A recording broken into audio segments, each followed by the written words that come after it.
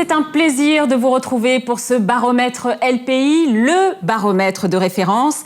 Avec cette année qui touche à sa fin, c'était le moment pour LPI de renouer avec vous après des semaines, des mois de confinement, d'incertitude, de rebond, de reconfinement et d'espoir à nouveau en cette période de fête. Alors certes, on n'est pas tout à fait sorti du tunnel où nous a confiné ce satané virus, mais qu'à cela ne tienne, les retrouvailles pour de vrai, ça sera pour très bientôt et on vous reçoit aujourd'hui comme à la maison en respectant bien évidemment les consignes sanitaires. Au programme, le bilan de cette année Covid. On verra si le virus a eu raison ou pas des transactions et plus généralement du marché de l'immobilier. Nous irons également à Brest et à Mulhouse prendre le pouls de ces deux villes. Vous pourrez interagir avec nous tout au long de cette édition. N'hésitez pas à nous poser toutes vos questions en ligne. On y répondra en direct à la fin de cette présentation. En attendant, pour vous détailler ce baromètre, nous avons réuni la crème de la crème des invités. À commencer par le professeur Mouillard, Michel de son prénom. Bonjour Michel, vous le connaissez. Il est porte-parole LPI et professeur d'économie. Également avec nous, Nicolas Berthelot, secrétaire général de LPI et délégué général directeur délégué Sogeprom. Et enfin, Jean-François Morino, président de LPI et directeur général délégué BNP Paribas Résidentiel, conseil en habitation. Alors, bienvenue à tous les trois. Je me tourne d'abord vers vous, Jean-François, président. On ne pouvait pas ne pas présenter ce baromètre, quoi qu'il arrive, quoi qu'il en coûte. C'était très important pour nous de donner la tendance du marché dans ces temps un petit peu incertains. Mais tout d'abord, je voulais vous remercier. Bonjour Aïda, bonjour Michel, bonjour Nicolas. Et je voulais remercier tous les journalistes qui nous ont fait le plaisir de nous rejoindre dans ce format un petit peu particulier, et ainsi que tous les gens qui travaillent sur LPI, Audrey, Sarah, Séverine, Véronique et sans oublier Florent, qui règle beaucoup de problèmes techniques. Mais en tout cas, on est très heureux de vous recevoir aujourd'hui sous ce format un peu particulier. C'est toujours sympa de rendre hommage aux équipes. Alors, cet observatoire, s'il porte le nom de LPI, peut-être vous pouvez nous rappeler en deux mots ce que ça signifie LPI et puis sa raison d'être aussi. Alors, LPI, c'est une association qui a été créée en 2009 pour les prix immobiliers. L'objet social, c'est de développer un partenarial des ventes de logements anciens et neufs, fournissant aux acteurs privés une tendance du marché. La triple contrainte qu'on s'est fixée, c'est de restituer une connaissance fraîche.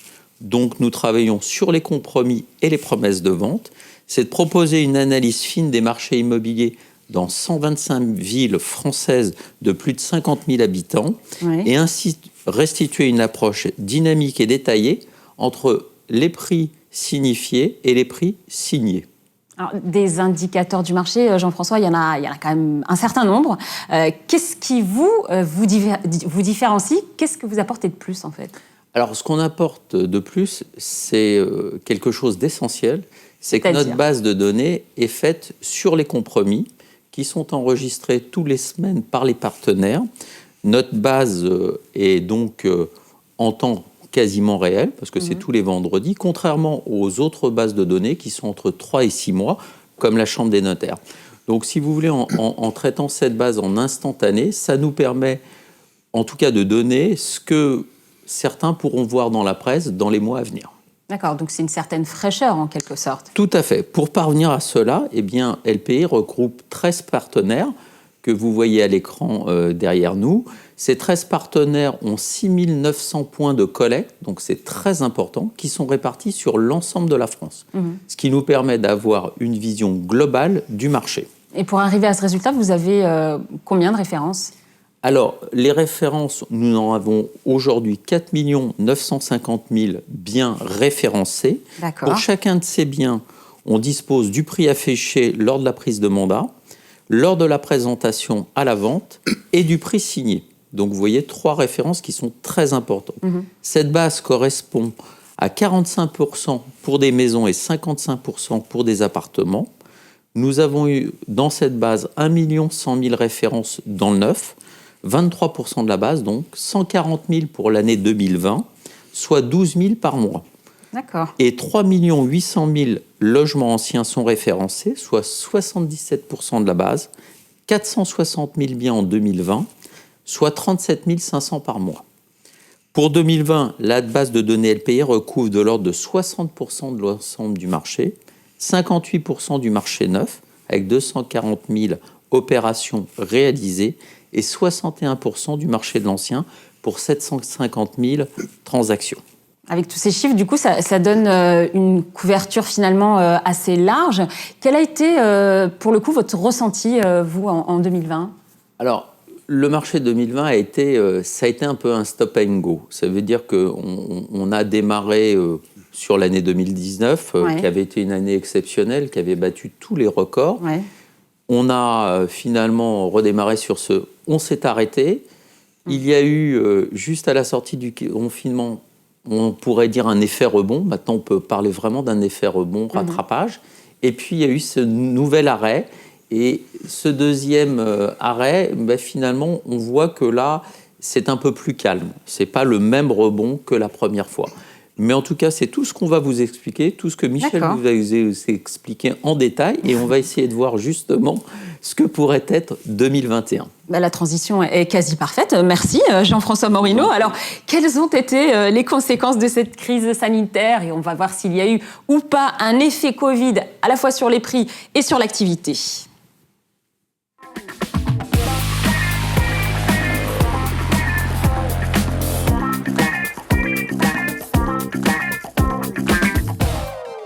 Et c'est donc avec le professeur Mouillard qu'on va analyser en détail la situation des marchés. Alors, on attend votre expertise avec impatience, Michel, parce que, comme l'année dernière, on va s'intéresser au marché en général et en particulier dans deux villes, Brest et Mulhouse. L'année dernière, c'était Angers et Villeurbanne. Pourquoi cette année, est-ce qu'on a choisi Brest et Mulhouse ? Parce que ces deux villes se caractérisent par une progression soutenue des prix depuis 2 années. Oui. Ce sont des villes qui étaient un peu en retrait des évolutions. Par exemple, dans la première moitié des années 2010, ce sont des villes où les prix avaient baissé alors qu'ils progressaient France entière. Et là, nous avons eu des progressions, par exemple en 2019, à 2 chiffres dans chacune de ces deux villes. Et depuis le début de l'année 2020, la hausse s'est poursuivie. Elle s'est formidablement accélérée sur Mulhouse, alors que c'est une ville qui a été durement frappée dès le début par la Covid-19.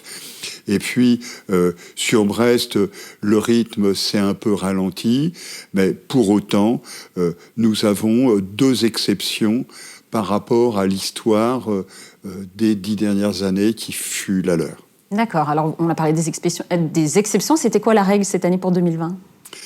Alors, cette année, pour 2020, en termes d'évolution des prix, une grande surprise pour beaucoup. C'est-à-dire ?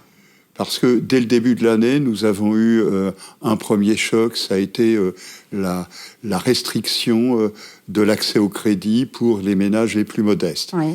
Et puis, à partir du mois de mars, nous avons eu la pandémie qui a frappé aussi durement l'économie française. Alors, bien sûr, durant les 55 jours du confinement, on a vu le rythme de progression des prix ralentir partout. Mais ce n'était qu'un ralentissement, ce n'était pas une baisse. Et dès le mois de juin, la hausse a repris, elle s'est accélérée, à un point tel que sur l'ensemble de l'année 2020, les prix des logements anciens, par exemple, progressent de 6,4%. D'accord. Nous étions l'année dernière, 6,5%, nous étions en 2019 à 4,8% d'augmentation. Donc c'est une progression que l'on ne connaissait plus depuis l'automne 2011. Et c'est une progression qui a surpris. Pourquoi ? Simplement parce que les prix ont augmenté dans toutes les villes de plus de 100 000 habitants en 2020. Souvenons-nous, en 2019, les prix avaient baissé dans 15% de ces villes, et en 2018, dans plus de 40% de ces villes. D'accord. Donc c'est une évolution qui est une évolution tout à fait remarquable, et cette évolution a une conséquence. Lorsqu'on regarde l'augmentation des prix de plus de 5% sur les villes de plus de 100 000 habitants, voire sur les villes de plus de 50 000 habitants, ce sont 70% des villes qui sont concernées. Et même nous avons 30% des grandes villes où les prix ont augmenté de plus de 10% en 2020, alors que tout le monde, que beaucoup, s'attendaient à une chute des prix. Nous avons eu une progression. Comme tu le disais justement, Aïda, c'est un des gros paradoxes de l'année 2020. Alors on va voir justement si ce paradoxe se vérifie partout, puisqu'on a parlé de Brest et Mulhouse. Allons faire un tour du côté de Brest et Mulhouse.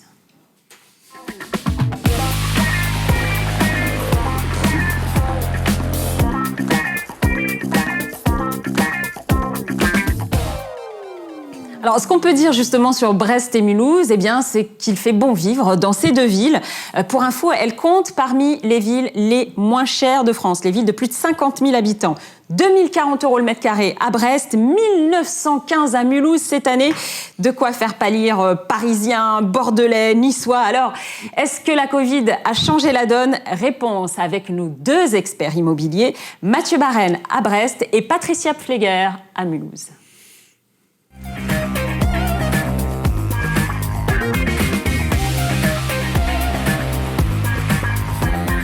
La ville de Brest a bénéficié d'une hausse importante des prix de l'immobilier depuis quelques années, qui s'explique principalement par un rattrapage historique, puisque les prix étaient historiquement bas sur la ville de Brest.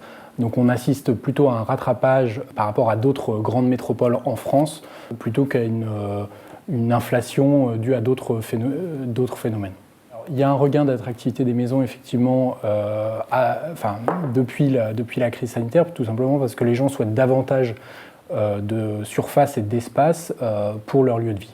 Alors, on voit effectivement des différences d'évolution de prix entre les quartiers. C'est-à-dire qu'on a sur certains secteurs géographiques tels que le secteur de Siam une hausse des prix qui est de l'ordre de 11% environ, et sur des secteurs comme Recouvrance, on a une hausse des prix qui est plutôt de l'ordre de 6%. Néanmoins, il n'y a pas de phénomène de décrochage ou de déséquilibre au niveau de la ville, c'est-à-dire qu'une hausse de 6% est certes moins importante que 11%, mais ça reste relativement important par rapport à d'autres communes. Et les conditions de crédit se sont resserrées, ce qui a pu modifier un petit peu certains projets immobiliers, puisque on a pu voir, on va avoir moins de capacité de financement, donc on va aller sur des surfaces qui vont être un petit peu moins importantes ou des prix un petit peu moins élevés en euros au mètre carré. Mais ce qui a fortement impacté le marché, c'est les investisseurs qui sont arrivés à la fois nombreux sur la ville de Brest. Auparavant, on avait des investisseurs plutôt locaux. Désormais, on a des investisseurs nationaux qui se positionnent sur le marché, et on a donc une hausse des prix puisque les investisseurs font monter les prix en exprimant une demande forte. Ils font monter les prix pour les produits investisseurs, et ça a tendance à faire monter également les prix pour les biens ciblés par des propriétaires occupants.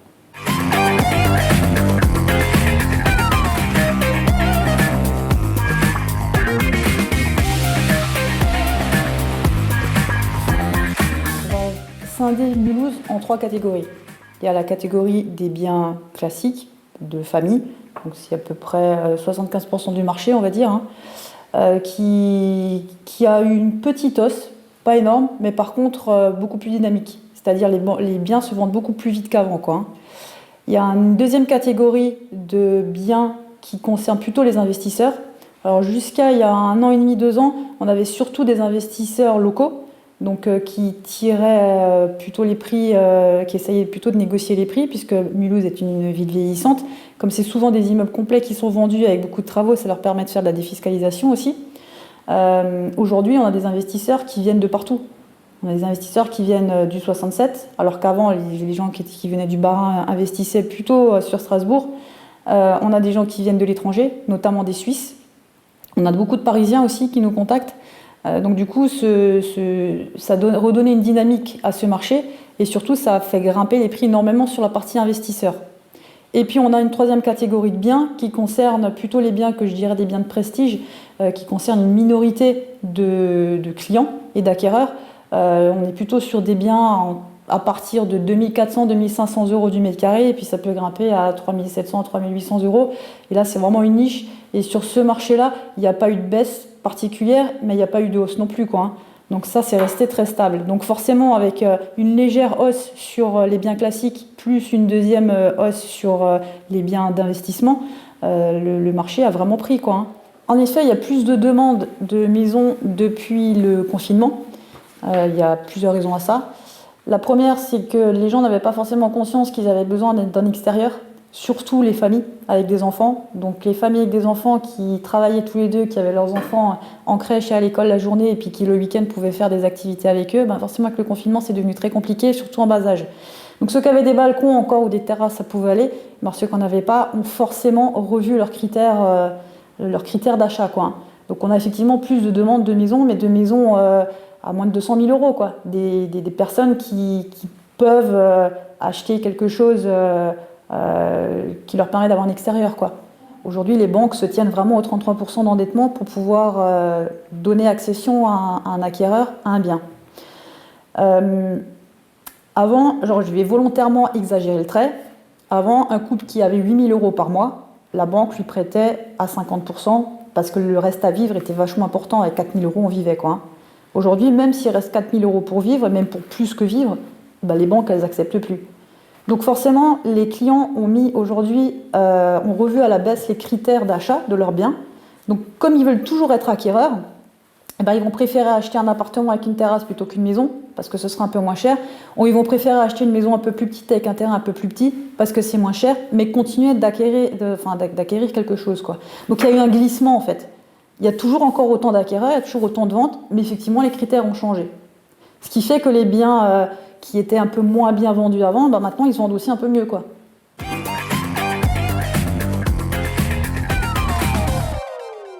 Pas de surprise donc pour les prix à la hausse à Brest comme à Mulhouse.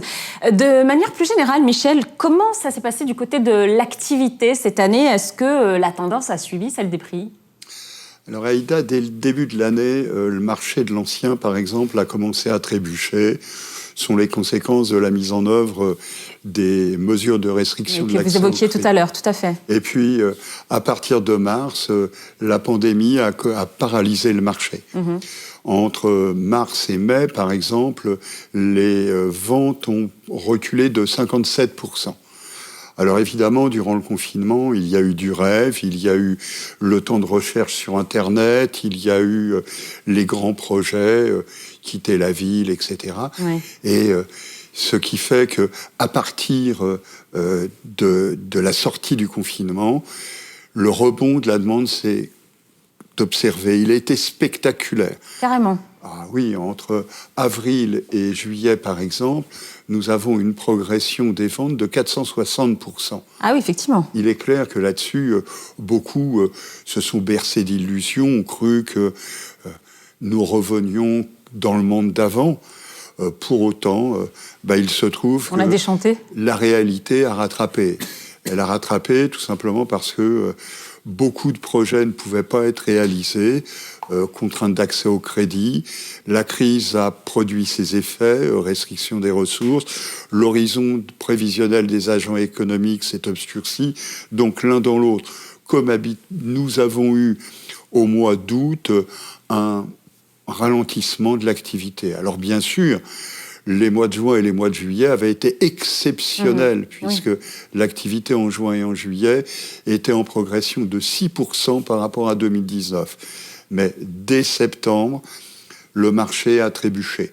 D'accord. Et il se trouve que l'arrivée du deuxième confinement... ça n'a pas aidé. N'a pas du tout aidé. Et on estime que... sur l'ensemble du mois de novembre et le début du mois de décembre, nous avons eu une contraction des ventes de l'ordre de 25%. Oui. Donc à peu près comparable à ce que l'on avait connu au mois de mars. D'accord. Alors tout ça a un effet. L'année 2020 est une année avec recul d'activité. On estime que les ventes réalisées par des particuliers sont frappées par une chute de l'ordre de 16%. Et ça a joué sur les demandes, du coup? Est-ce que la demande s'est transformée? Fondamentalement, elle s'était déjà transformée dès le début de l'année, parce que les ménages modestes, sans apport personnel, avaient des difficultés à entrer sur le marché. Ouais. D'ailleurs, sur les 9 premiers mois de l'année, là où on estime que les ventes avaient reculé de l'ordre de 11%, il se trouve que les ménages qui sont les ménages à apport personnel élevé, on va dire pour simplifier, les 5 SMIC et plus, ont vu leur niveau d'activité, donc les ventes correspondantes, stagner par rapport à 2019. En revanche, les ménages sans apport personnel ou avec peu d'apport personnel, pour simplifier, les moins de 3 SMIC de revenus, ont connu une chute de 18% des ventes qu'ils réalisent. Donc, conséquence de ça, nous avons sur l'année un blocage d'une partie du marché qui est ce qu'on appelle le marché de la revente. Il est fondamental, le marché de la revente. En gros, la moitié des ménages qui interviennent sur les marchés immobiliers, le neuf ou l'ancien, ont au préalable revendu un bien immobilier. Or, si le marché de la revente se bloque, ces ménages-là ne peuvent plus réaliser leur projet. Alors, généralement, quand ils réalisent un projet, c'est un meilleur emplacement, une meilleure surface, tout et tout. Bon. Il se trouve que cela a un effet de chaîne. Notamment, cela affecte le marché du neuf, puisque le tiers des reventes est réalisé par des ménages qui veulent aller sur le marché du neuf. Construction de maisons individuelles ou achat à un promoteur, en gros répartition de moitié-moitié. Et donc, la conséquence est une chute d'activité sur le marché de l'ancien, un blocage du marché de la revente et un effet induit sur le marché du neuf. Alors vous me tendez une perche magnifique pour Nicolas Berthelot, puisque effectivement, avec ce que vient de souligner Michel, comment la demande pour le neuf a réagi au confinement? Est-ce qu'il y a eu des abandons? Est-ce qu'il y a eu des reports? Est-ce qu'il y a eu des réécritures de projets peut-être? Alors, la plupart, ce qu'on a constaté, c'est la plupart des projets ont finalement été reportés. Ils n'ont pas été annulés, modifiés. Voilà, ils n'ont pas été modifiés. De fait, comme l'expliquait Michel Mouillard, on a connu un rebond à la sortie. Qui était prévisible quelque part. Qui était un peu prévisible. Voilà. Il y a eu aussi, bien sûr, des abandons de projets. Là, ça concernait plutôt des gens des acquéreurs qui manquaient de visibilité sur l'avenir, parce que travaillant dans des secteurs très touchés par cette crise, par exemple, donc peu de visibilité sur leur avenir professionnel. Il y a aussi du fait, des acquéreurs qui ont vu leur crédit, leur offre de crédit non prorogée par les établissements bancaires. Donc ça, c'est aussi une cause d'abandon. Et ce qu'on a pu constater également, c'est que finalement, sont principalement les premiers acheteurs, c'est-à-dire ceux qui avaient moins d'apports et des durées de crédit plus longues, qui ont été réellement les premières victimes les plus impactées de cette crise. Oui. D'accord. Alors, on l'évoquait un petit peu avec Michel, mais le confinement, c'est vrai, a réveillé chez certains des envies d'espace, des envies de nature, de maisons avec terrasse, jardin. Est-ce que ces envies, elles ont été assez fortes pour qu'on puisse, par exemple, parler de tendance ou de raz-de-marée vers la campagne ? Alors, c'est pas ce que nous, on a observé dans le neuf, pas de raz-de-marée, plutôt des déplacements un peu anecdotiques. Ah bon contrairement aux reportages qu'on voyait dans les grands médias. Qu'on en a trop fait. On a vu les grands reportages, on voyait des gens, des familles entières déménager, etc. C'est pas ce que nous, on a observé. Il y en a eu quelques-uns. Non, mais il y en a eu. Il y en a eu quelques-uns, mais c'était pas non plus voilà, mais c'est pas général, quoi. C'est pas une fuite vers la campagne. Une tendance lourde. Pour le collectif, la pièce en plus, le jardin, la terrasse, finalement, c'est aussi une aspiration liée du premier confinement. Avoir de l'espace, les gens ont souhaité avoir de l'espace, de l'air, etc. Et puis finalement, il y a un coût, quand on passe ça au tamis du porte-monnaie. La pièce en plus, elle vaut 100 000 euros. Dans la plupart des grandes métropoles, 50 000 euros. C'est plus facile en zone rurale. Quant aux terrasses, aux grandes terrasses, aux grands balcons, ça a aussi un coût. Mais on voyait quand même, à la sortie du premier confinement, que les sondages montraient justement que les Français avaient des aspirations de maisons. Oui, mais c'est une tendance lourde, hein, on peut dire déjà sur les 5 dernières années, Oui. la tendance... C'est le rêve un peu de tous les Français, hein, quand on pose la question d'avoir sa maison. Il est évident qu'à la sortie du confinement, et un confinement mars-avril, hein, c'est ça, sur le premier confinement, mars-avril, avec un temps idéal. Quand on fait un sondage d'opinion et les instituts de sondage, tout le monde veut avoir une maison. Vous refaites le même aujourd'hui, déjà... c'est pas sûr que ça soit le même résultat. Sont pas tout à fait les mêmes. Et du coup, est-ce que vous aviez anticipé de telles demandes, de telles aspirations? Est-ce que vous les aviez intégrées dans vos offres de promotion immobilière, ou est-ce que ça vous a un peu pris au dépourvu? Vous pouvez le dire, il n'y a pas de mal. Hein. Non, j'ai dit qu'on les avait intégrées. Heureusement, oui. Heureusement, bien en amont, bien avant cette crise. Vous n'avez pas attendu la crise, c'est ça? On n'a pas attendu la crise, et heureusement pour nous. Il y a même certains de nos confrères, hein, qui ont pris la balle au rebond et qui ont joué très habilement sur la communication en disant que les logements qu'ils livraient étaient 95% des logements qui bénéficiaient d'espaces extérieurs. Oui. Ils ne sont pas construits en 2 mois, quoi. Ils ne sont pas construits en 2 mois. C'est sûr. Merci Nicolas pour cette mise au point. On va voir maintenant si ces tendances peuvent se vérifier dans les prochains mois. À quoi peut-on s'attendre en 2021? Restez avec nous.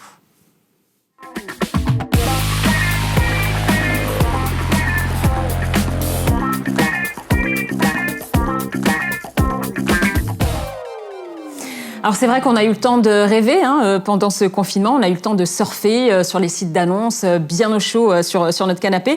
Est-ce que finalement, Michel, le réveil n'a pas été trop brutal avec le 2e confinement en fin d'année?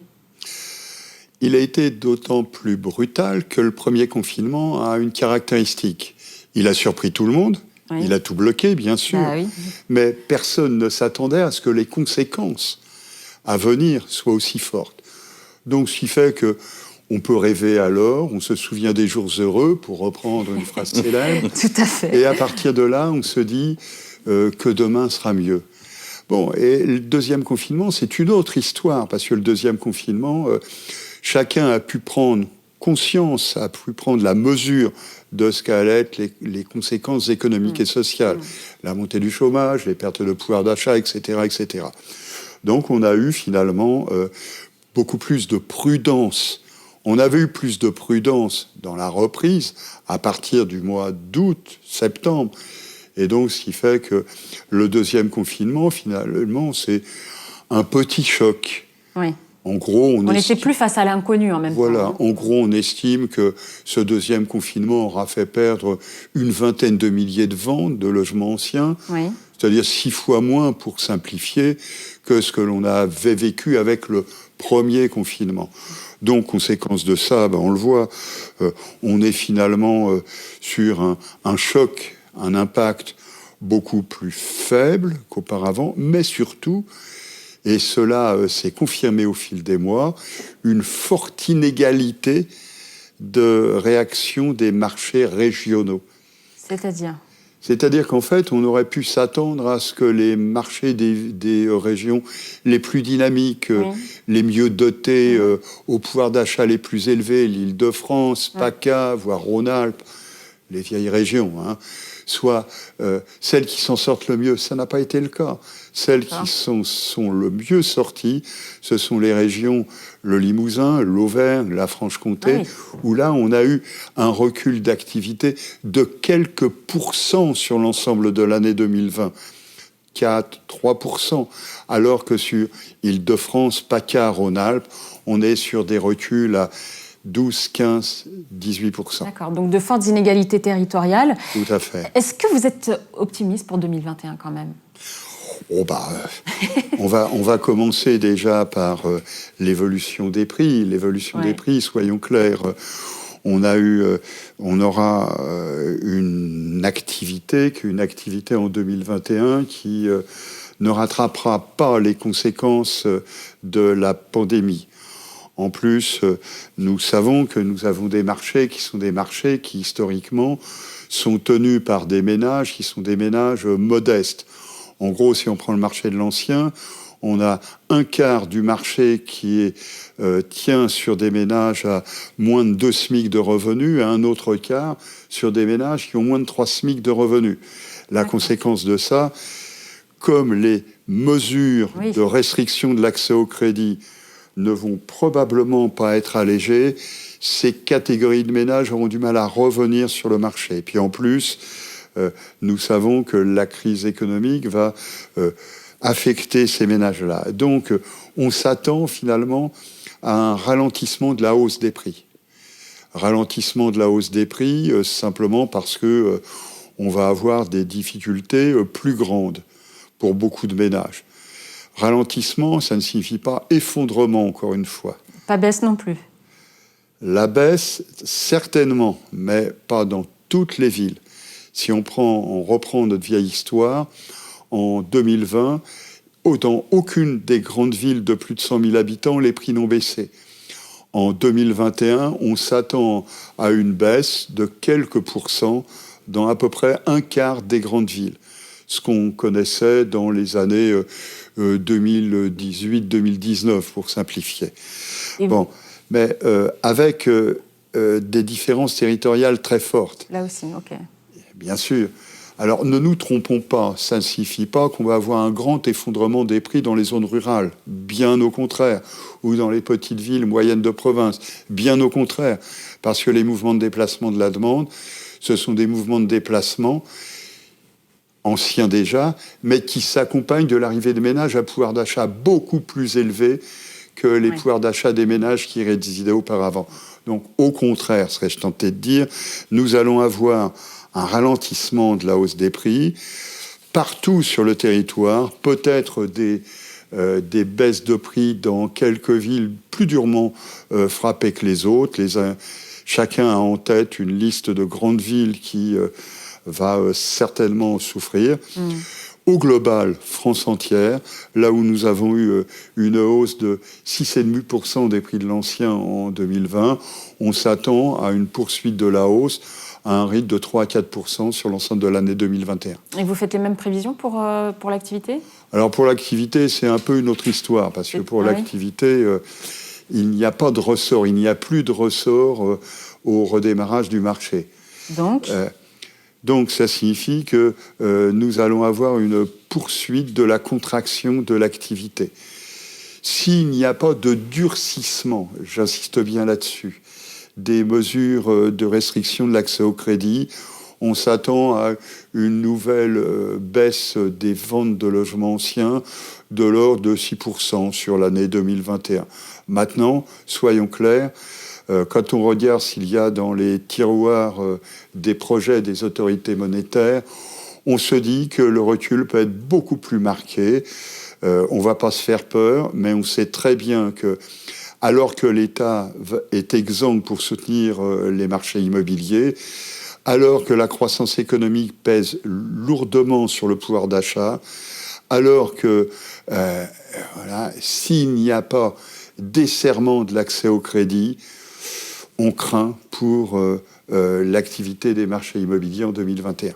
Et ça, c'est le scénario le moins pire, si j'ose dire ? Le scénario gris, c'est 6% de recul. D'accord. Alors, merci, Michel, pour ce tableau. Alors, je ne sais pas comment le qualifier, un tableau en demi-teinte. On va voir maintenant quel scénario privilégie nos experts.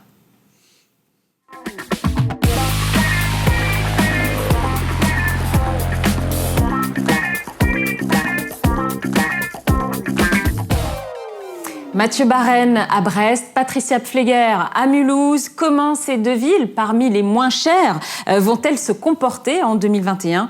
Je vous propose d'écouter leur ressenti.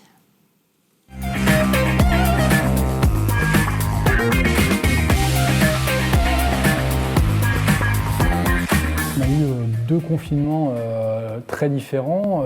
Le premier confinement, tout le monde a été surpris et on a eu un arrêt brutal du marché. Les transactions se sont arrêtées quasiment du jour au lendemain et l'ensemble des acteurs de la chaîne immobilière, agents immobiliers, notaires, diagnostiqueurs, n'étaient pas véritablement préparés à ce premier confinement et surtout ne s'y attendaient pas. Donc le marché s'est complètement arrêté. Et à la suite de ce premier confinement, on a eu un phénomène de rattrapage très fort à partir de mi-mai et qui s'est allé sur 1, 2, 3 mois en fonction des secteurs géographiques. Le deuxième confinement, lui, a été très différent puisque déjà il était plus court et les acteurs immobiliers s'étaient bien mieux préparés à l'éventualité d'un deuxième confinement puisqu'aujourd'hui beaucoup sont équipés d'outils de signature électronique, de visites virtuelles et ce qui a permis en fait pendant ce deuxième confinement de continuer à faire vivre les projets immobiliers de nos clients. On n'a pas pu concrétiser énormément de projets immobiliers puisque on ne va pas signer un compromis sans avoir visité un bien immobilier. Les visites immobilières ont pu reprendre le 28 novembre. Donc depuis en fait la concrétisation des projets immobiliers se matérialise. Sur le marché brestois, aujourd'hui, moi, je n'anticipe pas pour l'année 2021 de retournement de prix, puisque les investisseurs, en cette fin d'année, restent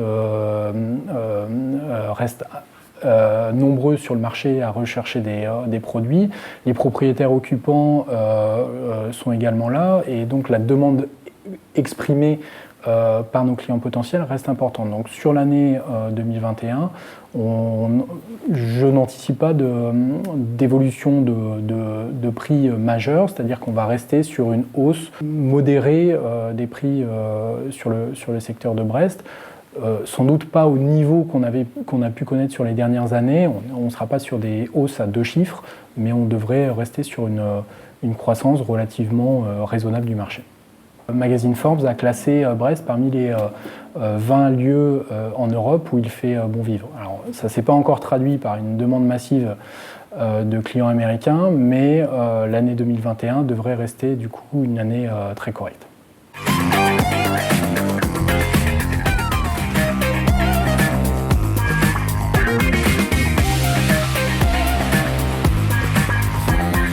Les bilans sont quand même bien différents sur les 2 confinements. Déjà, les 2 confinements ont été différents.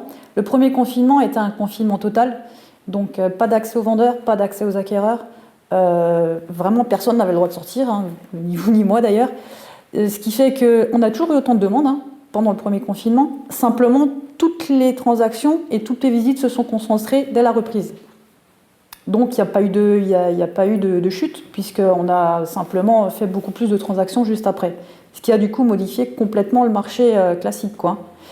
Avec le deuxième confinement, c'est un peu différent, puisque sur le deuxième confinement, on avait le droit d'accéder aux vendeurs, mais pas aux acquéreurs. Alors, quand on met des moyens en place, comme des moyens vidéo, ça permet quand même de faire des visites virtuelles, des visites vidéo à distance. Du coup, c'est devenu une pratique générale. Je l'appliquais déjà pas mal avant, mais maintenant, c'est encore beaucoup plus, quoi. Du coup, en sortie de confinement, on a repris les visites. Toutes les personnes qui n'étaient finalement pas intéressées n'ont pas eu besoin de se déplacer. Et ce sont de vrais acquéreurs qui sont venus, puisque c'était du coup une contre-visite. Et même pendant le deuxième confinement, des ventes se sont faites par des vidéos, avec des offres d'achat qui se sont concrétisées sans visite physique. J'ai pas de boule de cristal, donc je peux pas vous dire de quoi est fait l'avenir, puisque malheureusement, il y a quand même beaucoup de paramètres qui rentrent en ligne de compte. Si au niveau des banques, les financements restent tels qu'ils sont, qu'il n'y a pas une grosse chute boursière, enfin qu'il n'y a pas de catastrophe particulière, pour moi, clairement, le marché il va continuer à être aussi dynamique qu'il l'est, vu la forte demande qu'on a au mois de décembre, quoi. Et c'est du jamais vu dans un mois de décembre. C'est la deuxième année où le marché n'est plus du tout ce qu'il était il y a 5, 6, 7 ou 10 ans. Il y a quelques années, le marché, c'était pour toute la profession pareil, grosso modo de mars, avril, mai, juin, c'est là où on faisait le plus gros du chiffre de l'année. Juillet, août, c'était quasiment rien puisque les gens partaient en vacances. Après, il y avait la rentrée, donc jusqu'au mi-septembre, les gens s'installaient avec les enfants, les rentrées, etc. Mi-septembre, mi-novembre, il y avait de nouveau une petite reprise. Après, c'était nouveau calme jusqu'à mi-février, début mars. Ça n'existe plus. Il y a déjà un an et demi, ça avait déjà commencé un peu à glisser, puisqu'on continuait de faire des ventes au moins jusqu'à tout le mois de juillet, et on continuait aussi d'en faire quasiment jusqu'à décembre. Après, c'était calme, janvier, février. Maintenant, avec les 2 confinements et tout ce décalage, le marché, il est constant. Les demandes, elles sont constantes. puisqu'il y a eu un tel décalage surtout que le marché reste constant. Donc clairement, pour moi, le marché, en tout cas sur la région et sur Mulhouse et aux environs, le marché ne va pas se casser la figure dans les 2 mois qui viennent.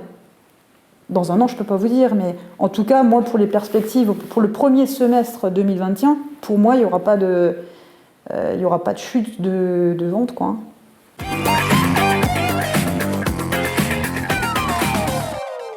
N'hésitez pas à nous poser toutes vos questions en ligne, on va y répondre dans quelques minutes.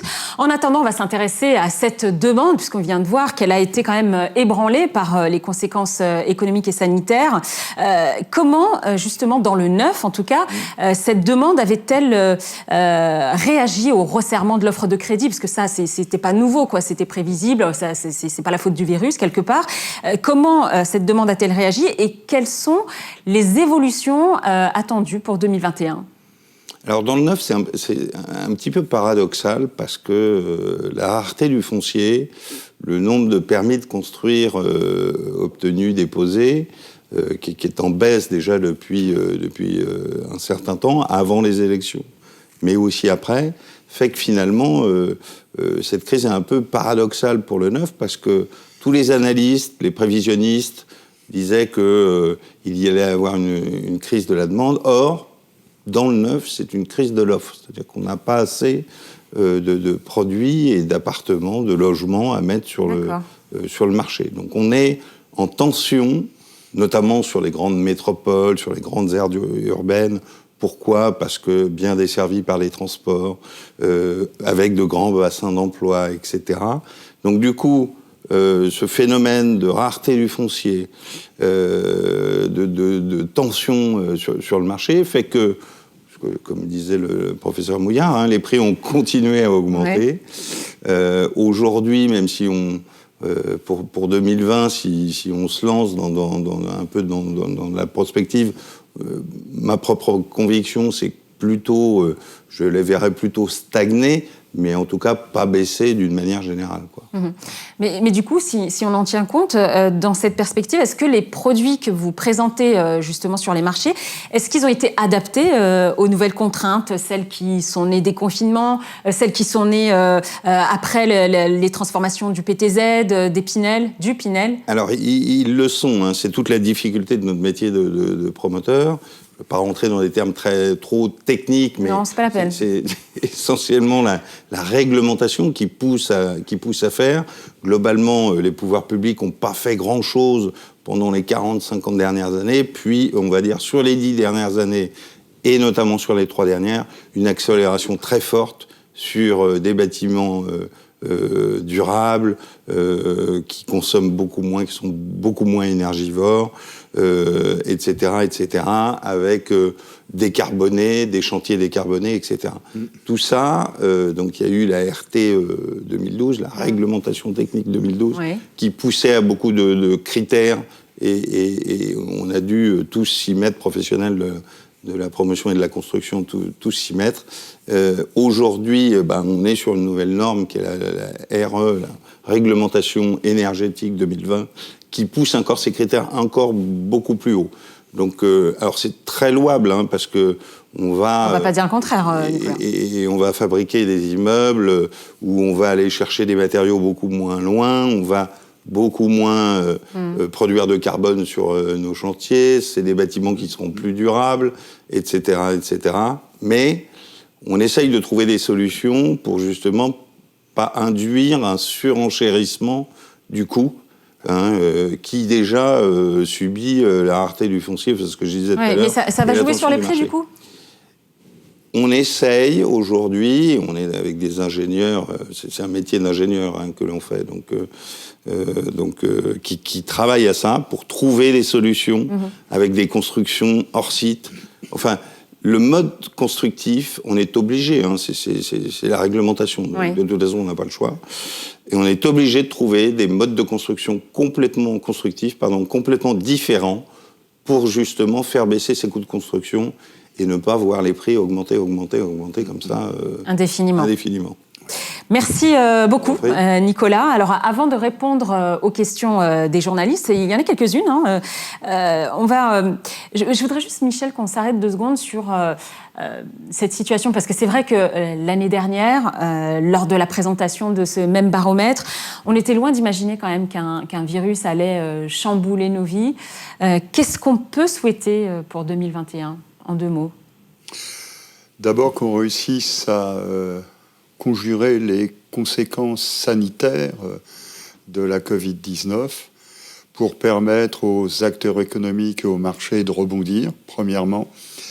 Et puis on peut formuler un vœu cette fin d'année, à l'approche de 2021, que les autorités monétaires desserrent l'accès au crédit.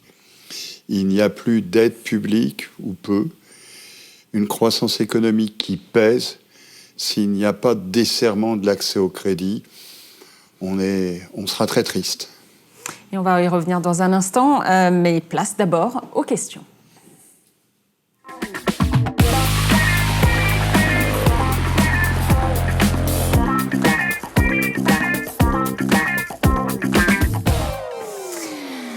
Alors, des questions qui nous parviennent, eh bien, il y en a pas mal sur cette fameuse baisse des prix, parce que vous l'avez un peu dit quand même, Michel. Vous avez parlé de baisse des prix dans quelques grandes villes, nous dit Catherine Boquet, d'Imo Week. Lesquelles grandes villes? Quid de Paris, en particulier, les petites surfaces? On veut savoir, Michel. Non, Paris sera toujours Paris. On n'a pas de problème de baisse de prix. On a un ralentissement, mais soyons clairs, le ralentissement dans l'évolution des prix de l'ancien, il ne date pas d'il y a 2 mois.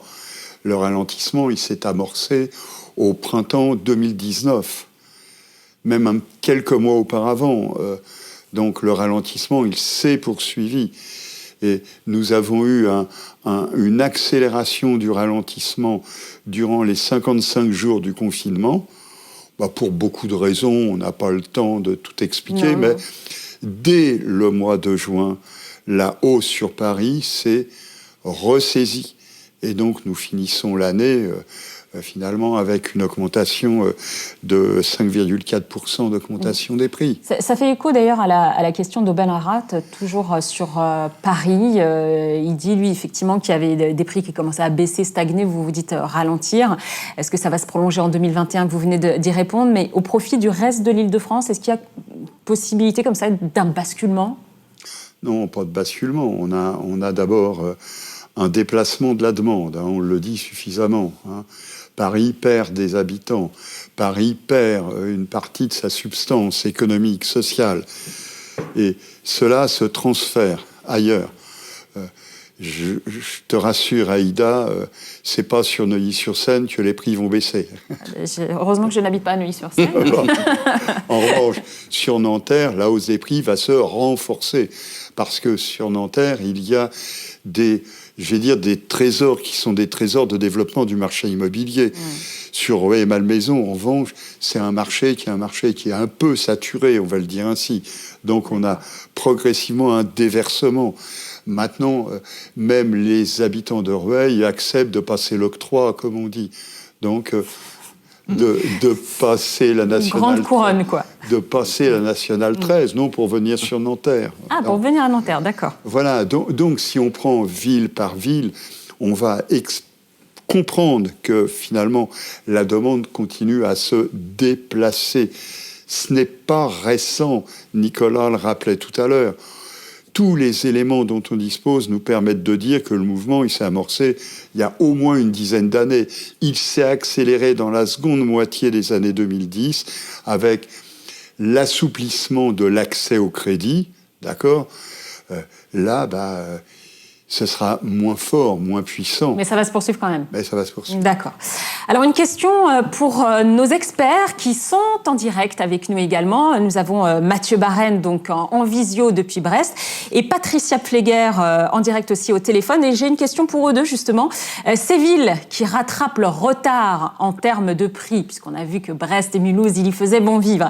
Ces villes qui rattrapent leur retard en termes de prix, ont-elles atteint leur plafond de verre ou pas? Mathieu Barrenne, Patricia Pfleger. Bonjour à tous. Alors, de mon point de vue, il n'y a pas encore, on n'a pas forcément atteint un plafond sur Brest dans la mesure où il y a encore de la marge de rattrapage par rapport à d'autres métropoles de province qui ont à peu près les mêmes caractéristiques de Brest. Par contre, clairement, les hausses à 2 chiffres qu'on a pu connaître sur le passé, on va certainement pas les retrouver sur 2021 ou 2022, enfin du moins pas à court terme. C'est ce qu'on anticipe. Alors après, évidemment, c'est difficile de voir aussi loin que cela. Pour autant, je pense que sur l'année 2021, et compte tenu de ce qu'on constate là en décembre 2020, on devrait avoir une hausse relativement modérée en 2021 et pareil en 2022.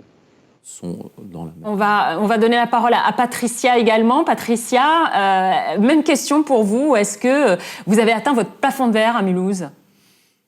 Bonjour à toutes et à tous. Alors sur Mulhouse, je pense qu'on est déjà suffisamment haut au niveau des prix. Comme je le disais dans le reportage, on a quand même beaucoup de familles qui achètent. Le pouvoir d'achat n'est pas plus élevé sur les grosses hausses qu'on a eues. Maintenant, on a un maintien, quoi. D'accord. Merci Patricia et Mathieu pour ces éclairages. J'ai également une question de Christine Lejoux, AEF Info. Vous attribuez principalement, dit-elle, le ralentissement de l'activité en 2020 aux préconisations du HCSF et pas à un attentisme des ménages qui pourrait résulter des incertitudes économiques. Qu'en pensez-vous, Michel, professeur d'économie, je le rappelle ? Non. Au début de l'histoire, au début de l'année 2020, nous savions que les recommandations du HCSF allaient sévèrement impacter le marché immobilier. Oui. Je me souviens que lors d'une conférence de presse ailleurs, pas ici, j'avais osé dire qu'on pouvait s'attendre à un recul de l'ordre de 100 000 le nombre de transactions dans le neuf et l'ancien en 2020. Ça avait fait rigoler, bien sûr, mais on le savait. C'était écrit dans les recommandations. En plus de cela, il y a eu l'impact économique et social de la pandémie. Là, nous avons d'autres éléments qui sont intervenus. Et donc, il est clair que les incertitudes économiques, l'effondrement du moral des ménages, parce que le moral des ménages ne s'est pas redressé à partir du mois de mai ou du mois de juin. Il a repris quelques couleurs, et puis en novembre, il a rechuté. Et en décembre, on attend pour voir ce qui va se passer. Oui. Donc maintenant, je rappelle que, en ce qui me concerne, j'estime qu'on a à peu près 40% de la baisse de crédit immobilier accordé en 2020 qui est portée par la mise en œuvre des recommandations du HCSF. Et la crise en elle-même, c'est 60%. Voilà, donc c'est pas la totalité, c'est 40-60. D'accord. Oui, vous vouliez compléter, Jean-François ? Non, parce que tout à l'heure, on parlait des ménages les plus modestes qui ont été les premiers impactés. C'est une réalité. Mais les ménages les plus aisés, c'est également le cas, parce que avant, on regardait le restant à vivre, mais aujourd'hui, on est vraiment sur un endettement strict à 30-33%. Donc, le reste à vivre n'est plus pris en compte. Donc, ce qui est très impactant pour les ménages les plus aisés, et c'est pour ça qu'il y a un ralentissement du nombre de transactions, parce que les crédits sont aussi, pour eux, plus difficiles à obtenir. Oui. L'envie d'acheter est toujours aussi forte.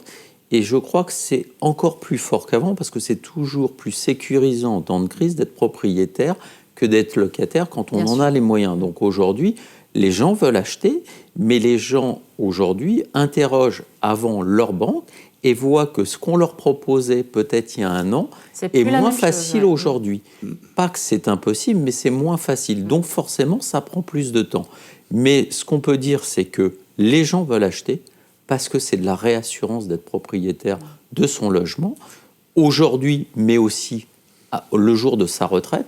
Donc je pense qu'il y a une véritable envie, mais effectivement, le resserrement des conditions d'accès au crédit, d'abord à toucher les ménages les plus modestes, et par voie de conséquence, dans le phénomène de la chaîne, ça touche aussi les ménages qui sont les plus aisés. Donc ça, c'est la première chose. Maintenant, effectivement, on pense que le marché est plutôt bon, parce qu'un atterrissage de la hausse, ce n'est pas une baisse, mais certaines villes vont quand même baisser.